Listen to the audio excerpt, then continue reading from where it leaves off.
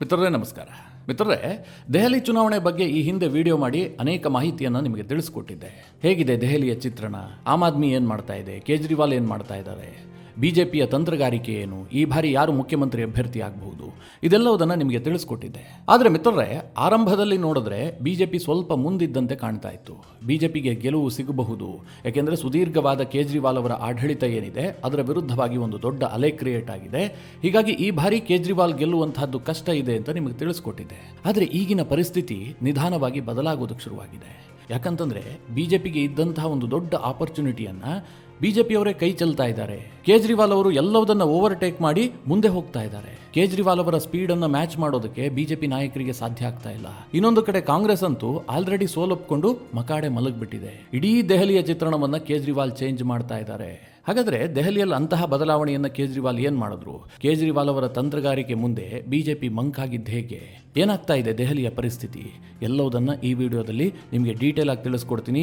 ಯಾಕೋಸ್ಕರವಾಗಿ BJP ಹಿಂದುಳಿತಾ ಇದೆ, ಕೇಜ್ರಿವಾಲ್ ಅವರ ತಂತ್ರಗಾರಿಕೆ ಹೇಗೆ ಮುಂದೆ ಹೋಗ್ತಾ ಇದೆ, ಇದು ಚುನಾವಣೆ ಮೇಲೆ ಏನು ಪರಿಣಾಮ ಆಗುತ್ತೆ, ಡೀಟೇಲ್ ಆಗಿ ನಿಮಗೆ ತಿಳಿಸ್ತೀನಿ. ನೀವು ಈ ವಿಡಿಯೋನ ಕೊನೆವರೆಗೂ ಮಿಸ್ ಮಾಡದೆ ನೋಡಿ. 2025 ಫೆಬ್ರವರಿಯಲ್ಲಿ ದೆಹಲಿ ವಿಧಾನಸಭಾ ಚುನಾವಣೆ ನಡೆಯುತ್ತೆ. ನಿಮಗೆಲ್ಲ ಗೊತ್ತಿರುವ ಹಾಗೆ ಕಳೆದ 2 ಚುನಾವಣೆಯನ್ನ ಕೇಜ್ರಿವಾಲ್ ಗೆದ್ದುಕೊಂಡಿದ್ದಾರೆ. 2015 ಮತ್ತು 2020 ಎರಡೂ ಚುನಾವಣೆಯಲ್ಲೂ ಕೂಡ ಕೇಜ್ರಿವಾಲ್ ಕ್ಲೀನ್ ಸ್ವೀಪ್ ಮಾಡಿದ್ರು. 2013 ವಿಧಾನಸಭಾ ಚುನಾವಣೆಯಲ್ಲೂ ಕೂಡ ಕೇಜ್ರಿವಾಲ್ಗೆ ಒಂದು ದೊಡ್ಡ ಜಯ ಸಿಕ್ಕಿತ್ತು. ಪಾರ್ಟಿ ಆರಂಭಿಸಿ ಕೆಲವೇ ತಿಂಗಳಲ್ಲಿ ಚುನಾವಣೆ ನಡೆದ್ರು ಕೇಜ್ರಿವಾಲ್ ಸರ್ಕಾರ ರಚಿಸುವ ಹಂತಕ್ಕೆ ಹೋಗಿ ನಿಂತುಬಿಟ್ಟಿದ್ರು. ಆದರೆ ಮಿತ್ರರೇ, 10 ವರ್ಷದ ಕೇಜ್ರಿವಾಲ್ ಅವರ ಆಡಳಿತ ಏನಿದೆ ಇದನ್ನ ದೆಹಲಿಯ ಜನ ನೋಡಿದ್ದಾರೆ. ಸಾಕಷ್ಟು ವಿರೋಧ ಇದ್ದೇ ಇದೆ. ಯಾಕೆಂತಂದ್ರೆ ಕೇಜ್ರಿವಾಲ್ ಅನೇಕ ವಿಚಾರವಾಗಿ ಫೇಲ್ಯೂರ್ ಆಗಿದ್ರು. ಮುಖ್ಯವಾಗಿ ಅವರು ಭ್ರಷ್ಟಾಚಾರದ ವಿರುದ್ಧವಾಗಿ ಮಾತನಾಡ್ತಾ ಇದ್ರು. ಆದರೆ ಅವರ ಮೇಲೆಯೇ ಅನೇಕ ಭ್ರಷ್ಟಾಚಾರದ ಆರೋಪಗಳು ಕೇಳಿಬಂದ್ವು.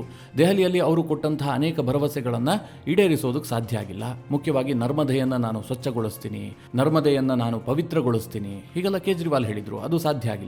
ದೆಹಲಿಯ ಮಾಲಿನ್ಯದ ವಿಚಾರವಾಗಿಯೂ ಕೂಡ ಕೇಜ್ರಿವಾಲ್ ಇದುವರೆಗೆ ಏನು ಮಾಡೋದಕ್ಕೆ ಸಾಧ್ಯ ಆಗಿಲ್ಲ. ಹೀಗಾಗಿ ಕೇಜ್ರಿವಾಲ್ ಅವರ ಫೇಲ್ಯೂರ್ಗಳು ಸಾಕಷ್ಟಿದೆ. ಹೀಗಾಗಿ ಈ ಬಾರಿ ರಾಜಕೀಯ ವಿಶ್ಲೇಷಕರು ಏನು ಹೇಳ್ತಾ ಇದ್ರು, ಕೇಜ್ರಿವಾಲ್ ಗೆಲ್ಲೋ ತುಂಬಾ ಕಷ್ಟ ಇದೆ ಕಣ್ರಿ. ಯಾಕಂತಂದ್ರೆ ಅವರು ಜೈಲಿಗೆ ಹೋಗಿ ಬಂದ್ರು. ಭ್ರಷ್ಟಾಚಾರದ ವಿರುದ್ಧ ಹೋರಾಟ ಮಾಡಿದಂಥವರೇ ಈಗ ಭ್ರಷ್ಟಾಚಾರದ ಆರೋಪದಲ್ಲಿ ಜೈಲು ಸೇರುವಂತಹ ಪರಿಸ್ಥಿತಿ ಉಂಟಾಯಿತು. ಇನ್ನೊಂದು ಕಡೆ ಕಾಂಗ್ರೆಸ್ ವಿರುದ್ಧ ರಾಜಕಾರಣ ಮಾಡಿದ್ರು. ಈಗ ಕಾಂಗ್ರೆಸ್ ಜೊತೆ ಮೈತ್ರಿ ಮಾಡಿಕೊಂಡು ಲೋಕಸಭಾ ಚುನಾವಣೆಯನ್ನು ಎದುರಿಸಿದ್ರು. ಹೀಗಾಗಿ ಈ ಬಾರಿ ಕೇಜ್ರಿವಾಲ್ ಗೆಲ್ಲುವಂತಹದ್ದು ಕಷ್ಟ ಇದೆ. ಬಿಜೆಪಿಗೆ ಒಂದು ಎಡ್ಜ್ ಇದೆ ಅಂತ ಎಲ್ಲರೂ ಮಾತನಾಡ್ಕೊಳ್ತಾ ಇದ್ರು. ಸದ್ಯ ದೆಹಲಿಯಲ್ಲಿ ಬಿಜೆಪಿ ಮತ್ತು ಆಮ್ ಆದ್ಮಿಯ ಚಿತ್ರಣ ಹೇಗಿದೆ ಕೇಳಿದ್ರೆ, ಈ ಆಮೆ ಮತ್ತು ಮೊಲದ ಕತೆ ಇದ್ದ ಹಾಗಿದೆ. ನಿಮಗೆಲ್ಲ ಗೊತ್ತು, ಆಮೆ ತುಂಬಾ ನಿಧಾನವಾಗಿ ಚಲಿಸುತ್ತೆ, ಮೊಲ ತುಂಬಾ ವೇಗವಾಗಿ ಚಲಿಸುತ್ತೆ. ಇಬ್ಬರ ನಡುವೆ ರೇಸ್ ಆದ್ರೆ ಸಹಜವಾಗಿ ಮೊಲ ಗೆಲ್ಲುತ್ತೆ ಅಂತ ಎಲ್ಲರೂ ಭಾವಿಸಿರ್ತಾರೆ. ಆದ್ರೆ ಈ ಮೊಲ ಇರುತ್ತಲ್ಲ, ಅದರ ಅತಿಯಾದ ಆತ್ಮವಿಶ್ವಾಸ ಅದಕ್ಕೆ ಸೋಲು ಕೂಡ ತಂದು ಕೊಡಬಹುದು. ಆಮೆ ನಿರಂತರವಾಗಿ ಚಲಿಸ್ತಾ ಇದ್ದು ಮೊಲ ನಿದ್ರೆ ಮಾಡಿದ್ರೆ ಏನಾಗುತ್ತೆ ಹೇಳಿ? ಆಮೆ ಸಹಜವಾಗಿ ಗುರಿ ಮುಟ್ಟುತ್ತೆ. ದೆಹಲಿಯ ಬಿಜೆಪಿಯ ಕಥೆಯೂ ಕೂಡ ಹೀಗೆ ಆಗ್ತಾ ಇದೆ. ಬಿಜೆಪಿಯವರು ನಾನು ಗೆದ್ದೇ ಗೆಲ್ತೀನಿ ಅಂತ ನಿದ್ದೆ ಮಾಡಿಬಿಟ್ಟಿದ್ದಾರೆ. ಜೊತೆಗೆ ಮೋದಿ ಮತ್ತು ಅಮಿತ್ ಶಾ ಬಂದು ಮ್ಯಾಜಿಕ್ ಮಾಡಿಬಿಡ್ತಾರೆ. ಹರಿಯಾಣದಲ್ಲಿ ಅದೇ ರೀತಿಯಾಗಿ ಮ್ಯಾಜಿಕ್ ನಡೀತು, ಮಹಾರಾಷ್ಟ್ರದಲ್ಲಿ ಮ್ಯಾಜಿಕ್ ನಡೀತು, ದೆಹಲಿಯಲ್ಲೂ ಕೂಡ ಇದು ರಿಪೀಟ್ ಆಗುತ್ತೆ. ಆನಂತರ ನಾವು ಅಧಿಕಾರವನ್ನು ಅನುಭವಿಸಿದ್ರಾಯ್ತು ಅಂತ ದೆಹಲಿಯ ಬಿಜೆಪಿ ನಾಯಕರಿದ್ದಾರೆ. ಅವರಿಗೆ ಯಾವುದೇ ಸ್ಪಷ್ಟತೆ ಇಲ್ಲ. ಅವರನ್ನು ನೋಡಿದ್ರೆ ಚುನಾವಣೆ ದೆಹಲಿಯಲ್ಲಿ ನಡೀತಾ ಇದೆಯಾ ಅನ್ನುವಂತಹ ಪ್ರಶ್ನೆ ನಿಮಗೆ ಬರುತ್ತೆ. ಆ ರೀತಿಯಾಗಿ ಇಡೀ ದೆಹಲಿಯ ಬಿಜೆಪಿ ಘಟಕ ನಿದ್ದೆ ಮಾಡ್ತಾ ಇದೆ. ಇನ್ನೊಂದು ಕಡೆ ಕೇಂದ್ರದ ಬಿಜೆಪಿ ನಾಯಕರುಗಳು ಕೂಡ ದೆಹಲಿಯ ಚುನಾವಣೆ ಬಗ್ಗೆ ಅಷ್ಟೆಲ್ಲ ಪ್ರಾಶಸ್ತ್ಯ ಕೊಟ್ಟಂತೆ ಕಂಡು ಬರ್ತಾ ಇಲ್ಲ. ಹಾಗಾದ್ರೆ ಕೇಜ್ರಿವಾಲ್ ಏನ್ ಮಾಡ್ತಾ ಇದ್ದಾರೆ, ಅವ್ರು ಹೇಗೆ ಮುಂದೆ ಹೋಗಿದ್ದಾರೆ ಅಂತ ನೀವು ಹೇಳ್ತಾ ಇದ್ದೀರಿ ಅಂತ ನಿಮಗೊಂದು ಪ್ರಶ್ನೆ ಬರಬಹುದು. ಮಿತ್ರರೇ, ಕೇಜ್ರಿವಾಲ್ ಮೇಲಿಂದ ಮೇಲೆ ಜನರನ್ನ ರೀಚ್ ಆಗುವಂತಹ ಪ್ರೋಗ್ರಾಮ್ಗಳನ್ನು ಘೋಷಿಸ್ತಾ ಇದ್ದಾರೆ. ಜನಪ್ರಿಯ ಯೋಜನೆಗಳು. ಅದು ಹೇಗೆ ಕೇಳಿದ್ರೆ ಜನರನ್ನ ನೇರವಾಗಿ ರೀಚ್ ಆಗುವಂತಹದ್ದು. ಕೇಜ್ರಿವಾಲ್ ಅವರ ತಂತ್ರಗಾರಿಕೆ ಕರ್ನಾಟಕದಿಂದ ಪ್ರೇರೇಪಣೆಯನ್ನು ಪಡೆದಿದೆ. ನಿಮಗೆಲ್ಲ ಗೊತ್ತು, 2023ರಲ್ಲಿ ಕರ್ನಾಟಕ ವಿಧಾನಸಭೆ ಚುನಾವಣೆ ನಡೀತಲ್ಲ, ಆ ಸಂದರ್ಭದಲ್ಲಿ ಕಾಂಗ್ರೆಸ್ನವರು ಏನ್ ಮಾಡಿದ್ರು, ಪ್ರತಿ ಮನೆಗೂ ಹೋದ್ರು, ಗ್ಯಾರಂಟಿ ಕಾರ್ಡ್ಗಳನ್ನು ಕೊಟ್ಟರು. ಆ ಕಾರ್ಡ್ ಅನ್ನು ತೋರಿಸಿ ಅವ್ರಿಗೆ ಏನ್ ಹೇಳಿದ್ರು, ಈ ಕಾರ್ಡ್ ಅನ್ನು ನೀವು ಇಟ್ಕೊಂಡಿರಿ, ನಾವು ಅಧಿಕಾರಕ್ಕೆ ಬಂದ ಬಳಿಕ ನಿಮ್ಮ ಅಕೌಂಟ್ಗೆ 2,000 ರೂಪಾಯಿ ಬರುತ್ತೆ, ನಿಮ್ಮ ಮನೆಗೆ ಉಚಿತ ವಿದ್ಯುತ್ ಬರುತ್ತೆ, ನಿಮಗೆ ಬಸ್ನಲ್ಲಿ ಫ್ರೀ ಸಿಗುತ್ತೆ, ಇದನ್ನೆಲ್ಲ ಹೇಳಿದ್ರು. ಜನ ಅದನ್ನ ನಂಬಿಕೊಂಡ್ರು. ಆ ಕಾರ್ಡ್ ಅನ್ನ ಸೇಫ್ ಆಗಿ ಇಟ್ಕೊಂಡಿದ್ರು, ಕಾಂಗ್ರೆಸ್ಗೆ ವೋಟ್ ಹಾಕಿದ್ರು. ಇದು ಕರ್ನಾಟಕದಲ್ಲಿ ಯಶಸ್ವಿಯಾದಂತಹ ಮಾಡೆಲ್. ಈ ಬಾರಿ ದೆಹಲಿಯಲ್ಲಿ ಅರವಿಂದ್ ಕೇಜ್ರಿವಾಲ್ ಇದೇ ಮಾಡೆಲ್ ಅನ್ನು ಅನುಸರಿಸ್ತಾ ಇದ್ದಾರೆ. ಸದ್ಯ ಕೇಜ್ರಿವಾಲ್ ಮಹಿಳಾ ಸಮ್ಮಾನ್ ಅನ್ನುವಂಥ ಯೋಜನೆಯನ್ನ ಘೋಷಣೆ ಮಾಡಿದ್ದಾರೆ. ನಿಮಗೆಲ್ಲ ಗೊತ್ತು, ನಾನು ಹಿಂದೊಂದು ವಿಡಿಯೋದಲ್ಲಿ ತಿಳಿಸಿದ್ದೆ. ಆ ಯೋಜನೆ ಏನು ಕೇಳಿದ್ರೆ, ಈಗ ಮಹಿಳೆಯರಿಗೆ 1,000 ರೂಪಾಯಿ ಕೊಡುವಂತಹದ್ದು, ಗೆದ್ದ ಬಳಿಕ 2,100 ರೂಪಾಯಿ ಪ್ರತಿ ತಿಂಗಳು ಕೊಡುವಂತಹ ಯೋಜನೆ ಇದು. ಇದನ್ನ ಜನರಿಗೆ ಹೇಗೆ ಕನ್ವೆ ಮಾಡ್ತಾ ಇದ್ದಾರೆ ಅಂತಂದ್ರೆ, ಸ್ವತಃ ಕೇಜ್ರಿವಾಲ್ ಫೀಲ್ಡ್ ಇಳಿದಿದ್ದಾರೆ, ಮನೆ ಮನೆಗೆ ಹೋಗ್ತಾ ಇದ್ದಾರೆ. ಜೊತೆಗೆ ಆಮ್ ಆದ್ಮಿ ಪಕ್ಷದ ಕಾರ್ಯಕರ್ತರನ್ನ ಕೂಡ ಇದಕ್ಕೆ ಬಳಸಿಕೊಳ್ತಾ ಇದ್ದಾರೆ. ಇದು ಹೇಗೆ ಯೋಜನೆ ಕೇಳಿದ್ರೆ, ಪ್ರತಿ ಮಹಿಳೆಗೂ ಕೂಡ ಒಂದೊಂದು ಕಾರ್ಡ್ ಅನ್ನ ವಿತರಣೆ ಮಾಡಲಾಗ್ತಾ ಇದೆ. ಹಳದಿ ಬಣ್ಣದ ಒಂದು ಕಾರ್ಡ್. ಆ ಕಾರ್ಡ್ ಅನ್ನ ಕೊಟ್ಟು ಅವ್ರಿಗೆ ಏನ್ ಹೇಳಲಾಗ್ತಾ ಇದೆ, ನಾವು ಅಧಿಕಾರಕ್ಕೆ ಬರುವವರೆಗೂ ಕೂಡ ನೀವು ಇದನ್ನ ಕಾಯ್ದಿಟ್ಟುಕೊಳ್ಳಿ. ನಾವು ಇನ್ನೊಮ್ಮೆ ಅಧಿಕಾರಕ್ಕೆ ಬರ್ತಿದ್ದಂತೆ ನಿಮಗೆ ಪ್ರತಿ ತಿಂಗಳು ಕೂಡ 2,100 ರೂಪಾಯಿ ನಿಮ್ಮ ಅಕೌಂಟಿಗೆ ಬರುತ್ತೆ. ಹೀಗಂತ ಕೇಜ್ರಿವಾಲ್ ಘೋಷಣೆ ಮಾಡ್ತಾ ಇದ್ದಾರೆ. ಮನೆ ಮನೆಗೆ ಆಮ್ ಆದ್ಮಿ ಪಕ್ಷದ ಕಾರ್ಯಕರ್ತರು ಹೋಗಿ ಹೋಗಿ ಕಾರ್ಡನ್ನು ವಿತರಿಸ್ತಾ ಇದ್ದಾರೆ. ಜನರಿಗೆ ಆ ರೀತಿಯಾಗಿ ರೀಚ್ ಮಾಡಿಸುವಂತಹ ಕೆಲಸವನ್ನು ಕೇಜ್ರಿವಾಲ್ ಮಾಡ್ತಾ ಇದ್ದಾರೆ. ಬರೋಬ್ಬರಿ 38 ಲಕ್ಷ ಮಹಿಳೆಯರಿಗೆ ಈ ಯೋಜನೆಯ ಲಾಭ ಆಗುತ್ತೆ ಅಂತ ನಿರೀಕ್ಷೆ ಇದೆ. ಮಿತ್ರರೇ, 38 ಲಕ್ಷ ಮಹಿಳೆಯರಿಗೆ ಲಾಭ ಆಗುತ್ತೆ ಅಂತಂದ್ರೆ ಯೋಚನೆ ಮಾಡಿ. ಮಹಿಳೆಯರಿಗೆ ಲಾಭ ಅಂತಂದ್ರೆ ಮಹಿಳೆಯರ ಓಟ್ ಮಾತ್ರ ಬರುತ್ತಾ? ಆ ಕುಟುಂಬದ ಓಟ್ಗಳು ಕೂಡ ಕೇಜ್ರಿವಾಲ್ಗೆ ಬರುತ್ತೆ. ಜನ ಯೋಚನೆ ಮಾಡ್ತಾರೆ, 2100 ರೂಪಾಯಿ ಕೊಡ್ತಾರೆ, ಈಗಲೇ ಕಾರ್ಡ್ ಕೊಟ್ಟು ಹೋಗಿದ್ದಾರೆ, 1000 ರೂಪಾಯಿ ಅಕೌಂಟಿಗೆ ಬಂದಿದೆ, ಮುಂದಿದ್ದು 2100 ರೂಪಾಯಿಗೆ ಏರಿಕೆ ಆಗುತ್ತೆ. ಈ ರೀತಿಯಾಗಿ ಜನ ಯೋಚನೆ ಮಾಡ್ತಾರೆ. ಇನ್ನೊಂದು ಕಡೆ ಸಂಜೀವಿನಿ ಎನ್ನುವಂತಹ ಇನ್ನೊಂದು ಸ್ಕೀಮ್ ಅನ್ನು ಕೂಡ ಕೇಜ್ರಿವಾಲ್ ಘೋಷಣೆ ಮಾಡಿದ್ದಾರೆ. ಅದರ ಕಾರ್ಡ್ ಅನ್ನು ಕೂಡ ವಿತರಣೆ ಮಾಡ್ತಾ ಇದ್ದಾರೆ. ಸಂಜೀವಿನಿ ಸ್ಕೀಮ್ ಏನು ಕೇಳಿದ್ರೆ, ದೆಹಲಿಯಲ್ಲಿ 60 ವರ್ಷ ಮೇಲ್ಪಟ್ಟಂತಹ ಎಲ್ಲ ಸೀನಿಯರ್ ಸಿಟಿಸನ್ಸ್ಗೆ ಸರ್ಕಾರಿ ಆಸ್ಪತ್ರೆ ಮತ್ತು ಖಾಸಗಿ ಆಸ್ಪತ್ರೆಯಲ್ಲಿ ಉಚಿತ ಚಿಕಿತ್ಸೆ. ಅವರಿಗೆ ಏನೇ ಕಾಯಿಲೆ ಬರಲಿ, ಏನೇ ಸಮಸ್ಯೆ ಇರಲಿ, ಅವರಿಗೆ ಉಚಿತವಾಗಿ ಚಿಕಿತ್ಸೆ ಕೊಡುವಂತದ್ದು. ಹೀಗೆ ಕೇಜ್ರಿವಾಲ್ ಪಕ್ಷದ ಕಾರ್ಯಕರ್ತರು ಮನೆ ಮನೆಗೆ ಹೋಗ್ತಾ ಇದಾರಲ್ಲ, ಅವ್ರು ಹೇಗೆ ಕನ್ವೆ ಮಾಡ್ತಾ ಇದ್ದಾರೆ ಅಂತಂದ್ರೆ, ಈಗ ಸಂಜೀವಿನಿ ಯೋಜನೆ ನಾವು ಮತ್ತೆ ಅಧಿಕಾರಕ್ಕೆ ಬಂದ್ರೆ ಕೊಡ್ತೀವಿ, ಜೊತೆಗೆ 2100 ರೂಪಾಯಿ ಕೊಡುವಂತಹ ಯೋಜನೆ ಕೂಡ ಜಾರಿಗೊಳಿಸ್ತೀವಿ. ಈ ಹಿಂದೆ ನಾವೇನು ಘೋಷಣೆ ಮಾಡಿದ್ವೋ ಅದೆಲ್ಲೋದನ್ನು ನಾವು ನಿಭಾಯಿಸಿದೀವಿ. ಫ್ರೀ ವಿದ್ಯುತ್ ಕೊಡ್ತೀವಿ ಅಂತ ಕೇಜ್ರಿವಾಲ್ ಹೇಳಿದ್ರು, ಅದನ್ನ ಈಗಾಗಲೇ ಕೊಟ್ಟಿದ್ದಾರೆ. ಫ್ರೀ ನೀರನ್ನು ಕೊಡ್ತೀವಿ ಅಂತ ಹೇಳಿದ್ರು, ಅದನ್ನು ಕೂಡ ಕೊಟ್ಟಿದ್ದಾರೆ. ಕೇಜ್ರಿವಾಲ್ ಮಾತು ಕೊಟ್ಟಂತೆ ನಡೆದುಕೊಂಡಿದ್ದಾರೆ. ಹೀಗಾಗಿ ಮತ್ತೊಮ್ಮೆ ಅವರನ್ನು ಅಧಿಕಾರಕ್ಕೆ ತನ್ನಿ ಅಂತ ಜನರಿಗೆ ಕನ್ವೆ ಮಾಡ್ತಾ ಇದ್ದಾರೆ. ಮುಖ್ಯವಾಗಿ ಬಡಬಗ್ಗರ ಓಟುಗಳನ್ನೇ ಕೇಜ್ರಿವಾಲ್ ಟಾರ್ಗೆಟ್ ಮಾಡ್ತಾ ಇದ್ದಾರೆ. ಸರಿ, ಕೇಜ್ರಿವಾಲ್ ಹೀಗೆ ಮಾಡ್ತಾ ಇದ್ದಾರಲ್ವಾ, ಒಂದಾದ ಮೇಲೆ ಒಂದು ಯೋಜನೆಯನ್ನ ಜಾರಿಗೊಳಿಸ್ತಾ ಇದ್ದಾರೆ, ದೆಹಲಿಯ ಮತದಾರರನ್ನ ರೀಚ್ ಆಗುವಂತಹ ಕೆಲಸ ಮಾಡ್ತಾ ಇದ್ದಾರೆ.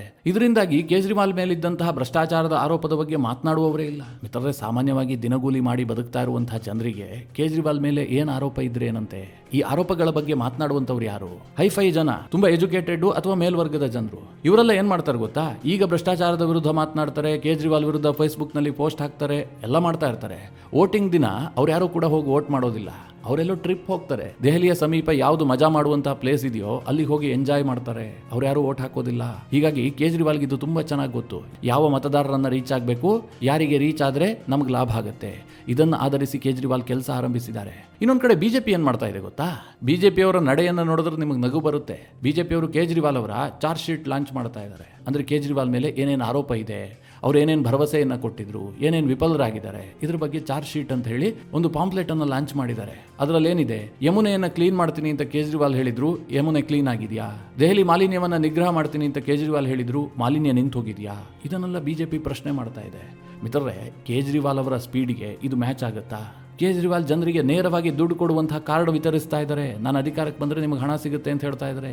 ಬಿಜೆಪಿಯವರು ಯಮುನಾ ನದಿ ಕ್ಲೀನ್ ಮಾಡಿಲ್ಲ, ಮಾಲಿನ್ಯ ಇನ್ನೂ ಹೋಗಿಲ್ಲ, ಈ ವಿಚಾರಗಳನ್ನು ಇಟ್ಟುಕೊಂಡು ಬಿಜೆಪಿಯವರು ರಾಜಕಾರಣ ಮಾಡೋದಕ್ಕೆ ಹೊರಡ್ತಾ ಇದ್ದಾರೆ. ಇದೆಲ್ಲದರ ನಡುವೆ ಬಿಜೆಪಿಯವರು ಇದುವರೆಗೂ ಕೂಡ ಯಾರ ನಾಯಕತ್ವದಲ್ಲಿ ಚುನಾವಣೆಗೆ ಹೋಗ್ತೀನಿ ಅಂತ ಘೋಷಿಸಿಲ್ಲ. ಬಹಳ ವಿಳಂಬ ಮಾಡ್ತಾ ಇದ್ದಾರೆ. ಅವರಿಗೆ ಆ ಉತ್ಸಾಹವೇ ಇದ್ದಂತೆ ಕಾಣ್ತಾ ಇಲ್ಲ. ಒಂದಷ್ಟು ದಿನ ಸ್ಮೃತಿ ಇರಾನಿ ತುಂಬಾ ಉತ್ಸಾಹವನ್ನು ತೋರಿಸಿದ್ರು, ಆಗಾಗ ಪ್ರೆಸ್ ಮೀಟ್ನಲ್ಲಿ ಭಾಗಿಯಾಗ್ತಾ ಇದ್ರು, ಕೇಜ್ರಿವಾಲ್ ವಿರುದ್ಧ ವಾಗ್ದಾಳಿ ಮಾಡ್ತಾ ಇದ್ರು, ದೆಹಲಿಯಲ್ಲಿ ಸ್ವಲ್ಪ ಆಕ್ಟಿವ್ ಇದ್ದಂತೆ ಕಾಣ್ತಾ ಇದ್ರು. ಆದರೆ ಸ್ಮೃತಿ ಇರಾನಿಯನ್ನ ಕೂಡ ಮುಂದೆ ಬಿಡುವಂತೆ ಕಾಣ್ತಾ ಇಲ್ಲ. ಅವರಿಗೆ ಯಾವುದೇ ಜವಾಬ್ದಾರಿಯನ್ನ ಕೇಂದ್ರ ಬಿಜೆಪಿ ನಾಯಕರು ಕೊಡುವಂತೆ ಕಾಣ್ತಾ ಇಲ್ಲ. ಹೀಗಾಗಿ ಅವರು ಕೂಡ ಸ್ವಲ್ಪ ಸೈಲೆಂಟ್ ಆಗಿದ್ದಾರೆ. ಇನ್ನೊಂದು ಕಡೆಯಲ್ಲಿ ನೂಪುರ್ ಶರ್ಮಾ ಹೆಸರು ಕೂಡ ಆಗಾಗ ಕೇಳಿ ಬರ್ತಾ ಇದೆ. ನೂಪುರ್ ಶರ್ಮಾ ದೆಹಲಿ ಮೂಲದವರು, ತುಂಬಾ ಪ್ರಭಾವಿ ನಾಯಕಿ. ಸದ್ಯ ಮೊಹಮ್ಮದ್ ಪೈಗಂಬರ್ರ ಬಗ್ಗೆ ಒಂದು ಸ್ಟೇಟ್ಮೆಂಟ್ ಕೊಟ್ಟರು ಅನ್ನುವ ಕಾರಣಕ್ಕಾಗಿ ಅವರನ್ನ ಬಿಜೆಪಿ ಸೈಡ್ ಲೈನ್ ಮಾಡಿಟ್ಟಿದೆ. ಕೆಲ ಮೂಲಭೂತವಾದಿಗಳ ಥ್ರೆಟ್ ಇರುವ ಕಾರಣದಿಂದಾಗಿ ಅವರು ಹೆಚ್ಚು ಕಾಣಿಸಿಕೊಳ್ತಾ ಇಲ್ಲ. ಆದ್ರೂ ಕೂಡ ನೂಪುರ್ ಶರ್ಮಾ ತುಂಬಾ ಪ್ರಭಾವಿ ನಾಯಕಿ. ಅವರ ನೇತೃತ್ವದಲ್ಲಿ ಚುನಾವಣೆಗೆ ಹೋಗ್ತಾರೆ ಅಂತ ಕೆಲವರು ಹೇಳ್ತಾ ಇದ್ದಾರೆ. ಆದ್ರೂ ಕೂಡ ಇದು ಕನ್ಫರ್ಮ್ ಇಲ್ಲ. ಅವರಿಗೂ ಯಾವುದೇ ಜವಾಬ್ದಾರಿಯನ್ನ ಕೊಟ್ಟಿಲ್ಲ. ಇನ್ನು ದೆಹಲಿ ಬಿಜೆಪಿ ನಾಯಕರ ಸ್ಥಿತಿ ಹೇಗಿದೆ ಕೇಳಿದ್ರೆ, ಅವ್ರು ಯಾರಿಗೆ ರಿಪೋರ್ಟ್ ಮಾಡಬೇಕು ಅಂತಲೇ ಅವ್ರಿಗೆ ಗೊತ್ತಿಲ್ಲ. ಆ ಪರಿಸ್ಥಿತಿಯಲ್ಲಿ ದೆಹಲಿಯ ಬಿಜೆಪಿ ಘಟಕ ಇದೆ. ಇನ್ನು ಕಾಂಗ್ರೆಸ್ನ ಪರಿಸ್ಥಿತಿ ಅಂತೂ ಹೇಳೋದೇ ಬೇಡ. ಮಿತ್ರರೇ, ಕಾಂಗ್ರೆಸ್ನವ್ರು ಏನ್ ಮಾಡಿದ್ರು ಗೊತ್ತಾ? ಅರವಿಂದ್ ಕೇಜ್ರಿವಾಲ್ ಅವರ ಬಂಧನ ಆಯ್ತಲ್ಲ, ಆ ಸಂದರ್ಭದಲ್ಲಿ ಕಾಂಗ್ರೆಸ್ನವರು ಅರವಿಂದ್ ಕೇಜ್ರಿವಾಲ್ಗೆ ಮಿತಿಮೀರಿದ ಬೆಂಬಲ ಕೊಟ್ಬಿಟ್ರು. ಆರಂಭದಲ್ಲಿ ಅರವಿಂದ್ ಕೇಜ್ರಿವಾಲ್ ವಿರುದ್ಧ ಆರೋಪ ಮಾಡಿದ್ದೇ ಕಾಂಗ್ರೆಸ್ಸಿಗರು, ಭ್ರಷ್ಟಾಚಾರ ಮಾಡ್ತಾ ಇದ್ದಾರೆ, ಅರವಿಂದ್ ಕೇಜ್ರಿವಾಲ್ ಆಡಳಿತ ಹಳಿ ತಪ್ಪಿದೆ ಅಂತ. ಆನಂತರ ಅವರನ್ನ ಇಡಿ ಬಂಧಿಸ್ತಲ್ಲ, ಆಗ ಕಾಂಗ್ರೆಸ್ನವರೇ ಉಲ್ಟಾ ಹೊಡೆದು ಬಿಟ್ರು. ಕೇಂದ್ರ ಸರ್ಕಾರ ದುರುದ್ದೇಶಪೂರ್ವಕವಾಗಿ ಕೇಜ್ರಿವಾಲ್ ಅವರನ್ನ ಬಂಧಿಸಿದೆ, ಇಡಿಯನ್ನ ದುರುಪಯೋಗ ಪಡಿಸಿಕೊಳ್ತಾ ಇದೆ, ಹೀಗೆಲ್ಲ ಕಾಂಗ್ರೆಸ್ನವರು ಆರೋಪ ಮಾಡೋದಕ್ಕೆ ಶುರು ಮಾಡಿದ್ರು. ಅಂದ್ರೆ ಕೇಂದ್ರ ಸರ್ಕಾರದ ವಿರುದ್ಧ ತಿರುಗಿ ಬಿದ್ದಿದ್ರು. ಲೋಕಸಭೆಯಲ್ಲಿ ಮೈತ್ರಿ ಕೂಡ ಮಾಡಿಕೊಂಡು ಚುನಾವಣೆಯನ್ನ ಕೂಡ ಎದುರಿಸಿದ್ರು. ಆದ್ರೆ ಮಿತ್ರರೇ, ಈಗ ಕೇಜ್ರಿವಾಲ್ ಎಡಗಾಲಿನಿಂದ ಒದ್ದಿದ್ದಾರೆ. ಕಾಂಗ್ರೆಸ್ನವರ ಮೈತ್ರಿ ನಮಗೆ ಬೇಕಾಗಿಲ್ಲ, ದೆಹಲಿಯಲ್ಲಿ ಯಾವುದೇ ಮೈತ್ರಿ ಇಲ್ಲ ಅಂತ ಅರವಿಂದ್ ಕೇಜ್ರಿವಾಲ್ ಘೋಷಣೆ ಮಾಡಿದ್ದಾರೆ. ಹೀಗಾಗಿ ದೆಹಲಿಯಲ್ಲಿ ತ್ರಿಕೋಣ ಸ್ಪರ್ಧೆ ಆಗುತ್ತೆ. ಈಗ ಕಾಂಗ್ರೆಸ್ ಏನ್ ಹೇಳ್ತಾ ಇದೆ ಗೊತ್ತಾ? ಅರವಿಂದ್ ಕೇಜ್ರಿವಾಲ್ ಒಬ್ಬ ದೊಡ್ಡ ಭ್ರಷ್ಟ, ಕಡು ಭ್ರಷ್ಟ, ಅವ್ರು ಇನ್ನೊಮ್ಮೆ ಅಧಿಕಾರಕ್ಕೆ ಬರೋದಿಲ್ಲ. ದೆಹಲಿಯ ಕಾಂಗ್ರೆಸ್ ನಾಯಕ ಶೀಲಾ ದೀಕ್ಷಿತ್ ಮಗನಾಗಿರುವಂತಹ ಸಂದೀಪ್ ದೀಕ್ಷಿತ್ ಒಂದು ಹೇಳಿಕೆ ಕೊಡ್ತಾರೆ.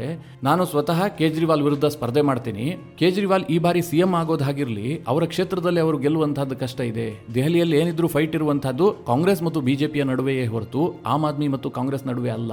ಇಲ್ಲಿ ಆಮ್ ಆದ್ಮಿ ಪಕ್ಷ ಲೆಕ್ಕಕ್ಕೆ ಇಲ್ಲ, ಅವ್ರು ಈಗಾಗಲೇ ಸೋತೋಗ್ಬಿಟ್ಟಿದ್ದಾರೆ ಅಂತ ಸಂದೀಪ್ ದೀಕ್ಷಿತ್ ಹೇಳ್ತಾ ಇದ್ದಾರೆ. ಮಾಜಿ ಮುಖ್ಯಮಂತ್ರಿ ಮಗ ಇವರು. ಮಿತ್ರರೇ, ಕಳೆದ ಬಾರಿ ಚುನಾವಣೆಯಲ್ಲಿ ಕಾಂಗ್ರೆಸ್ ಶೂನ್ಯ ಸಾಧನೆ. 2020ರಲ್ಲಿ ಇವರು ಒಂದು ಸೀಟ್ ಗೆದ್ದಿರಲಿಲ್ಲ. 2015ರಲ್ಲಿ ಗೆದ್ದಿದ್ರ ಕೇಳಿದ್ರೆ ಆಗ್ಲೂ ಕೂಡ 0. ಇಂತಹ ಸ್ಥಿತಿಯಲ್ಲಿ ದೆಹಲಿಯ ಕಾಂಗ್ರೆಸ್ ಇದೆ. ಈಗಲೂ ಕೂಡ ಅವರಿಗೆ ದಿಕ್ಕು ದೆಸೆ ಇಲ್ಲದಂತಾಗಿದೆ. ಕೇಜ್ರಿವಾಲ್ ಕೈ ಬಿಟ್ಬಿಟ್ಟಿದ್ದಾರೆ, ಏನ್ ಮಾಡೋದು ಗೊತ್ತಿಲ್ಲ.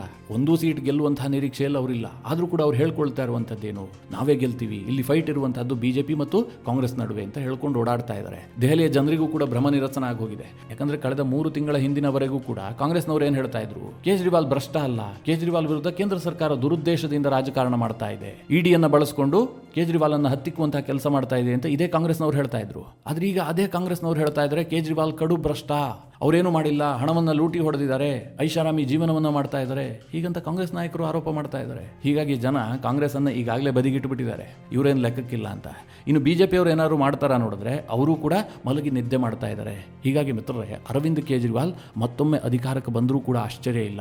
ಆ ರೀತಿಯಾಗಿ ಅರವಿಂದ್ ಕೇಜ್ರಿವಾಲ್ ಮುನ್ನುಗ್ಗುತ್ತಾ ಇದ್ದಾರೆ. ತನ್ನ ವಿರುದ್ಧ ಇರುವಂತಹ ಎಲ್ಲ ಆರೋಪಗಳನ್ನು ಸೈಡ್ ಲೈನ್ ಮಾಡಿ, ತನ್ನ ವಿರುದ್ಧ ಜನರು ಮುನಿಸಿಕೊಳ್ಳಬಹುದಾದಂತಹ ವಿಚಾರಗಳೇನಿದ್ವು ಅದೆಲ್ಲದಕ್ಕೂ ಹೆಚ್ಚು ಪ್ರಚಾರ ಸಿಗದಂತೆ ನೋಡಿಕೊಂಡು ಜನರನ್ನ ರೀಚ್ ಆಗೋದಕ್ಕೆ ಏನ್ ಮಾಡಬೇಕು ಆ ಪ್ರಕಾರವಾಗಿ ಕೆಲಸವನ್ನು ಆರಂಭಿಸಿದ್ದಾರೆ, ಫೀಲ್ಡ್ಗೆ ಇಳಿದಿದ್ದಾರೆ. ಆದರೆ ಬಿಜೆಪಿ ಮಾತ್ರ ಇನ್ನೂ ಕೂಡ ಸೈಲೆಂಟ್ ಆಗಿದೆ, ಮಲಗಿ ನಿದ್ದೆ ಮಾಡ್ತಾ ಇದೆ. ಮಿತ್ರರೇ, ದೆಹಲಿಯ ವಿಚಾರವಾಗಿ ನಿಮಗೇನು ಅನ್ಸುತ್ತೆ? ಕೇಜ್ರಿವಾಲ್ ಅವರ ಸ್ಪೀಡ್ ಇರಬಹುದು, ಬಿಜೆಪಿಯವರ ವಿಳಂಬ ಧೋರಣೆ ಇರಬಹುದು, ಕಾಂಗ್ರೆಸ್ನವರ ಹತಾಶ ಸ್ಥಿತಿ ಇರಬಹುದು, ಇದೆಲ್ಲದರ ಬಗ್ಗೆ ಕಮೆಂಟ್ ಮಾಡುವ ಮೂಲಕ ನೀವು ನಮಗೆ ತಿಳಿಸಿ. ಹಾಗೆ ನಿಮಗೆ ಈ ವಿಡಿಯೋ ಇಷ್ಟವಾದರೆ ಲೈಕ್ ಮಾಡಿ. ಜೊತೆಗೆ ನೀವಿನ್ನೂ ನಿಮ್ಮ ನೆಚ್ಚಿನ ಸಂಸ್ಕಾರ ಸೌರಭ ಯೂಟ್ಯೂಬ್ ಚಾನಲ್ನ ಸಬ್ಸ್ಕ್ರೈಬ್ ಮಾಡಿಲ್ಲ ಅಂತಾದರೆ ಈ ಕೂಡಲೇ ಸಬ್ಸ್ಕ್ರೈಬ್ ಮಾಡಿ. ಮುಂದಿನ ಎಲ್ಲ ಅಪ್ಡೇಟ್ಗಳ ನೋಟಿಫಿಕೇಷನ್ಗಾಗಿ ಬೆಲ್ ಐಕಾನ್ ಒತ್ತಿ.